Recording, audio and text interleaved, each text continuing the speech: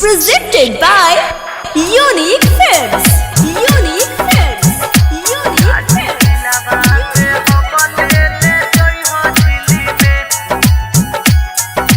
DJ Arman Siddiqui Studio Merwa तोहफा सैया के देके हनीमून मनई हो दिल्ली में दादा। तोहफा सैया के देके हनीमून मनई हो दिल्ली में काजी दिलावा दे हब ले ले जई हो झिली में दे हब दिलावा निकाल ले ले जई हो झिली में।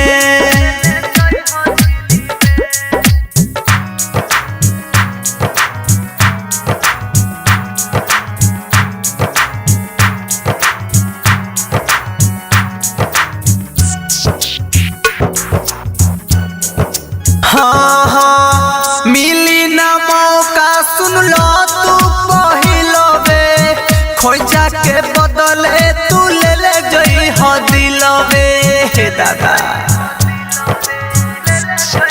हाँ हाँ मिली ना मौका सुन लो तू पहिलो बे खोजा के बदले तू ले ले जई हो दिलवे।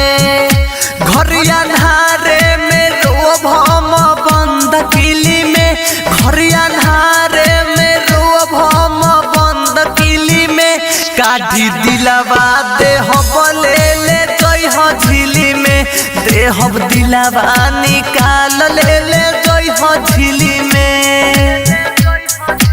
DJ Arman Siddiqui Merwa तू ही बताव कैसे जी दीवाना सुना जमाना लागी फीका लागी खाना हे दादा। हाँ हाँ तू ही बताव कैसे जी दीवाना सुना जमाना लागी फीका लागी खाना। अब ना मिली सवाद को बोची कौन चिली में अपना मिली सवाद को बोची कौन चिली में काढ़ी दिलावा दे हब ले ले जई हो झिली में दे हब दिलावा निकाल ले ले जई हो झिली में। DJ Arman Presented by Unique Films. Unique Films. Unique Films. Writer Dinesh Ravi Raj के भूलैबू प्रकाश सुमंत सोनू संगे चल जइबू हे दादा। हाँ हाँ राइटर दिनेश रवि राज के भूलैबू प्रकाश सुमंत सोनू संगे चल जइबू।